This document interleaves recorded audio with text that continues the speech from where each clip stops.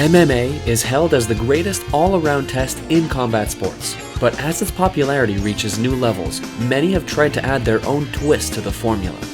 These are some of the oddest events under the MMA banner, from a violent take on an old bar game to the most extreme cosplay you've ever seen.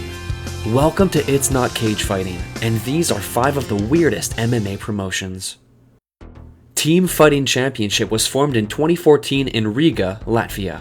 While training camp loyalty is nothing new in MMA, TFC took this to the extremes, pitting 2 groups of 5 against one another in a 40x40 ring.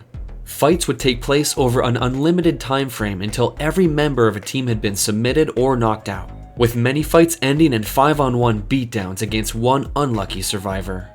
Despite this poor image, TFC did attract international attention, with soccer hooligans, fight teams from Poland, Sweden, Brazil, and Russia taking part in the inaugural contest. A neutered version of Team MMA would surface in the US with fewer fighters and an extra emphasis on safety, but it's best to leave its 5-on-5 grandparents to the Europeans.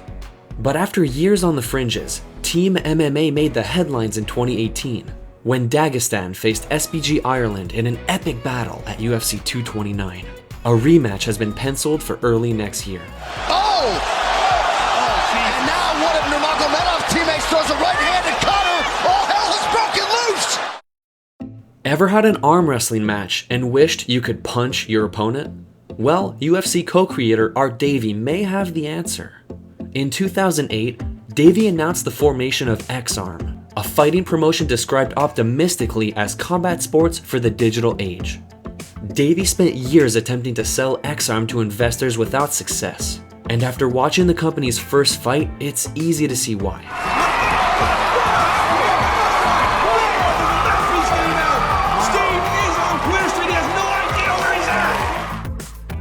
XArm's concept was simple: a 3-minute arm wrestling match with fights decided by pinfall, knockout, or a judge's decision once time expired, with competitors encouraged to use any means necessary to win the match.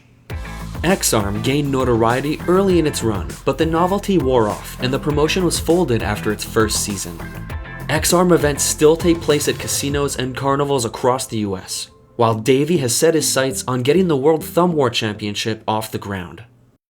If XArm can be used against Art Davie, the same can be done for Bob Meyerowitz's Yama pit fighting.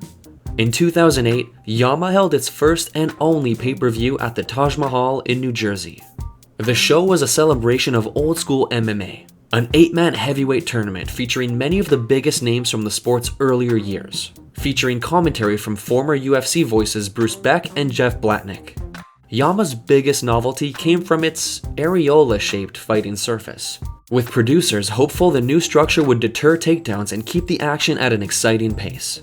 Because you will not see the stalls, you will not see the clinch and the hold against the fence game, you'll see non-stop action. The show itself was underwhelming at best. Fights were sloppy, production quality lacking, and that anti-wrestling fighting surface.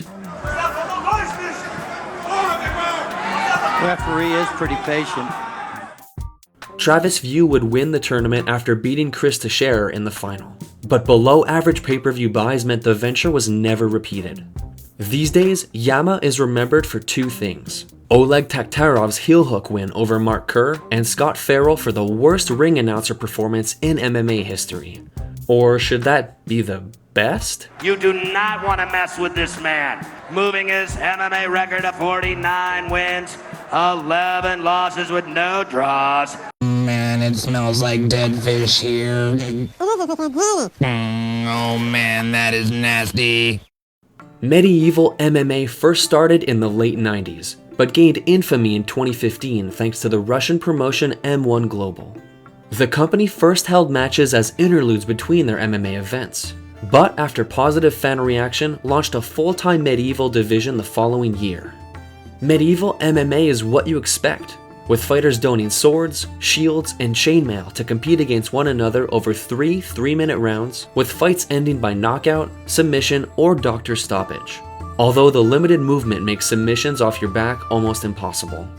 Despite its name, medieval MMA has found its biggest fandom in the reenactment community, with many fighters being veterans of the pastime, and Russian reenactment communities citing the sport as a reason for its upturn in recent years.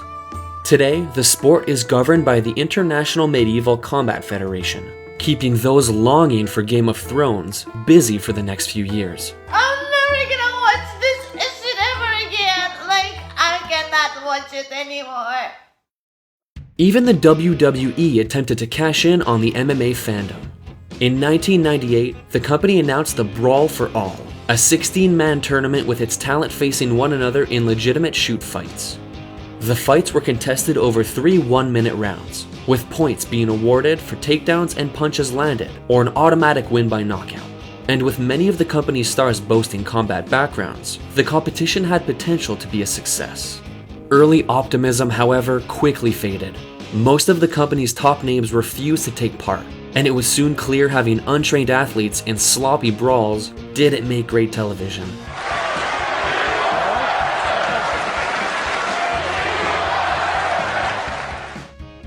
The Brawl for All is regarded as one of the WWE's worst moments, boasting record-low ratings with many performers suffering career-threatening injuries, while eventual winner Bart Gunn was rewarded by being fed to Butterbean at WrestleMania. 27 seconds left. There's the right hand, folks. It's over. Goodbye. It's over. The WWE stayed clear of MMA until 2000, when Shane McMahon failed in his bid for some company called the Ultimate Fighting Championship. Although based on Zuffa's early promotional work, You want to step to the ice, man? You're gonna get knocked out.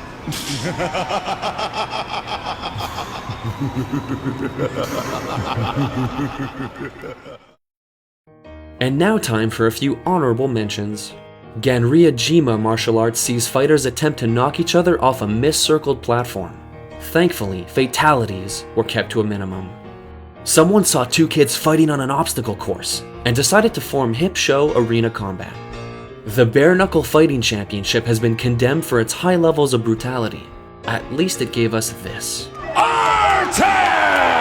The Russian Hammer! Blue Ball! Thank you for watching It's Not Cage Fighting, and see you next time.